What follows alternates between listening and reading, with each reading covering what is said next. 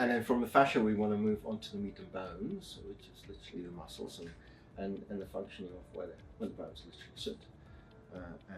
And function is very important in all of that, and the balance of that function. There's this whole principle where people are advised that if they're in pain, to use less of their muscle.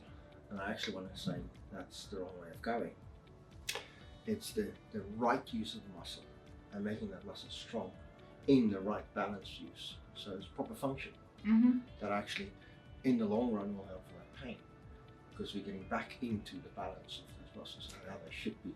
It's like when people have tightness in their glutes, they're very tight glutes, but they're actually weak glutes.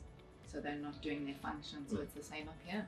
Yeah. And it's just then other muscles have to overcompensate. And that's where the balance goes.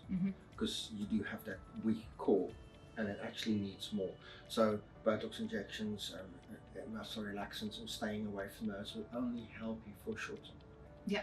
And only in the acute situation, but in long term it actually works off.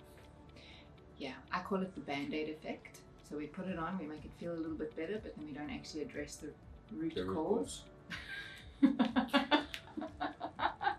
meat and bones. Before we do meat and bones, I just want to bring attention to something, and maybe the camera can pick this up, is that the two of us are sitting on our sitting bones, which is really important because a lot of people sort of sit back like this, and it plays a big role in with how your head aligns and how your breathing is affected. And you, even in the surgery, I've got a special chair, a saddle chair, yes, to sit on the sit bones. So it keeps a better posture and a better balance. Yeah. The base of the skull has these two little bumpy bits over here, and these are the two sort of balls that are going to sit into the socket of the very first vertebra, which is C1, or called the atlas, depends on how you know your anatomy, but it's the very first vertebra. And what's an interesting thing about this is that these two bones here are the same orientation as your sitting bones. So if you had to just drop the occipital bones straight down like that, they would rest in the same direction and right in between the two sit bones. So can you put your hands out like that? You'll be the sit bones, and then I would drop my occiput bones all the way through, and we would be a perfect match.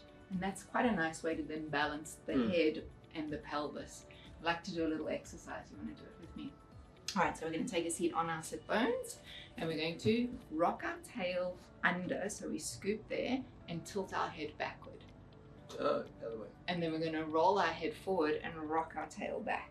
So now we're doing opposite things in our pelvis and in our head. It's not that easy. It's a bit of a coordination it's like exercise. playing a piano.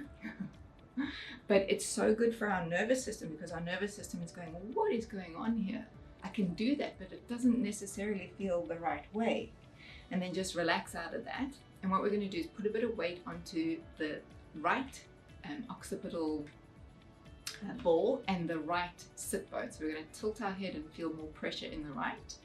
And then we're going to do that to the left. Left sit bone, left occipital bone. And then again, just a slight weighting over from one side to the other. Little head turn, not too big, very small movement, as though you're just rocking the occipital bones in their little grooves. And then again, come into balance. How do you feel? Ready for the next segment? Yes.